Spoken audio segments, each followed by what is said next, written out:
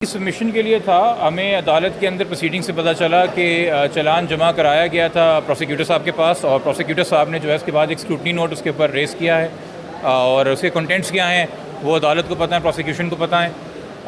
और उस scrutiny note की कंप्लाइंस में जो है वो कोई पार्शियल कंप्लाइंस हुई है, और पार्शियल जो मैंने प्रोसिक्यूटर साहब ने अदालत को बताया कि कुछ क्वेश्चंस या मज़ीद कमेंट्स पुलिस ने अपनी तरफ से शायद क्वेरी रेज़ की समझने के लिए, तो उसको कंक्लूड करना है प्रोसिक्यूशन ने, तो उसके लिए उन्होंने टाइम मांगा है, और 16 तारीख उसके अंदर हुई है। जहाँ तक मुलाकात की दरख्वास्त है जो आज हमने मौसूल की है कि जी मुलज़िम की मुलाकात करने दी जाए बच्ची से, उसमें मैंने अदालत को बताया कि गुज़रे कल के अंदर एक पटिशन फ़ाइल हुई है जिसमें ऑलरेडी ये बात कि क्या अक्यूज़ मिल सकता है बच्ची से कि नहीं, जब तक ट्रायल नहीं ख़त्म होता, चूँकि उससे गवाहों के ऊपर एक फ़र्क पड़ सकता है, अंडर इन्फ्लुएंस वो आ सकते हैं। तो हाई कोर्ट ने ऑलरेडी उस पर नोटिस किया हुआ है मुलज़िम को, सब लोगों को 18 तारीख के लिए।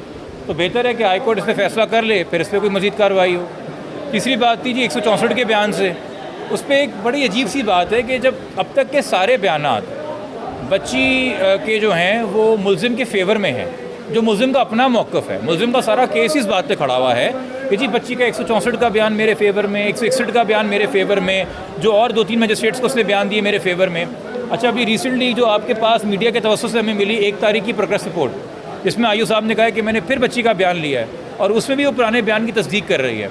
तो हमारा इतना सा सवाल था जज साहब से कि कोई नई बात आई है रिकॉर्ड पे जो कि अक्यूज़ को इंक्रिमिनेट करती है, कि अक्यूज़ कह रहा है कि बच्ची का 164 होना चाहिए। अगर अक्यूज़ एक तरफ कहता है कि बच्ची के अब तक तमाम बयानात मेरे फेवर में हैं, तो फिर आपने मज़ीद बयान कौन सा करवाना है? तो ये सवाल था। अदालत ने तो कहा मैं इस पर ऑर्डर करूँगा, चूँकि अदालत भी सवाल से मुतमईन थी कि ये स्टेज नहीं है अब, मगर फिर अक्यूज़ ने आखिर वक्त पे कहा कि मुझे थोड़ा टाइम चाहिए। वो फिर उनकी आपस में चल रही थी रिक्वेस्ट, चूँकि डेट हो गई थी, हम आ गए थे, वो मैटर चलता है। अब मेरे ख्याल में हो सकता है अदालत उस पर आज ऑर्डर कर दे, क्योंकि हमने तो अपनी तरफ से बता दिया था अदालत को कि ये एक अननेसेसरी स्टेज है।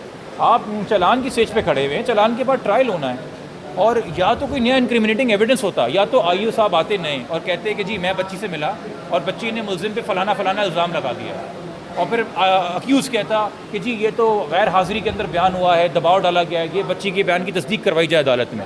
एक तरफ मुलज़िम कहता है जी सारे बयान मेरे फेवर में बच्ची के, दूसरी तरफ मुलज़िम कहता है नहीं जी ये बयान मैंने कोर्ट में कराना है। तो ये कुछ नहीं कर रहे, ये बयानों के डिफरेंट वॉल्यूम्स क्रिएट कर रहे हैं, खद्दा क्रिएट कर रहे हैं ताकि ये कह सके जी ये केस ख़त्म किया जाए। एक abuse of process of law है मेरे नज़दीक। तो एक चाइल्ड मैरिज एक्ट में लगा हुआ है, दफ़ा उसमें लगी हुई है, इस दौरान क्या मुलज़िम को मिलने की इजाज़त है? अगर वो मिल भी जाती तो फिर चाइल्ड मैरिज लगाने की दफ़ा की क्या ज़रूरत है? देखिए, Sindh honourable Sindh high court ने ऑलरेडी केस के अंदर सीपी में 2 साल पहले ये एक प्रेसिडेंट कायम किया था कि इसको सिर्फ उस केस में नहीं, उसको रिपीट भी किया गया 2-3 और केसेस में कि और उसके बाद सिंगल बेंच के अंदर भी हम ये एक और रिपीट हुई चीज़ें 491 में एक और केस में भी कि जी during the pendency of the trial मुलाकात ना करनी दी जाए ना, जो कि एक जगह एक मुलज़िम है, एक जगह एक प्राइमरी गवाह है, फिर ट्रायल का फ़ायदा नहीं है। अगर आप मुलाकात करने देंगे और इन्फ्लुएंस होने देंगे, फिर वो ट्रायल की स्टेज तक मामला हो जाए। अगर आपने मुलाकात करनी है इस बेसिस के ऊपर कि जी मेरा तो एक निकाह नामा है, तो आप फैमिली कोर्ट जाइए, वहाँ पे suit for conjugal rights file कीजिए, वो एक अलग रेमेडी है कानून के अंदर। बट ये कम से कम मेरा मौक़िफ़ है।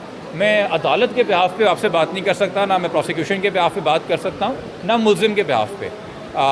मैंने जो उनसे सुना अदालत में और जो हमारा मौक़िफ़ था, बस मैंने आपको वो वर्बेटम बताया। ठीक है।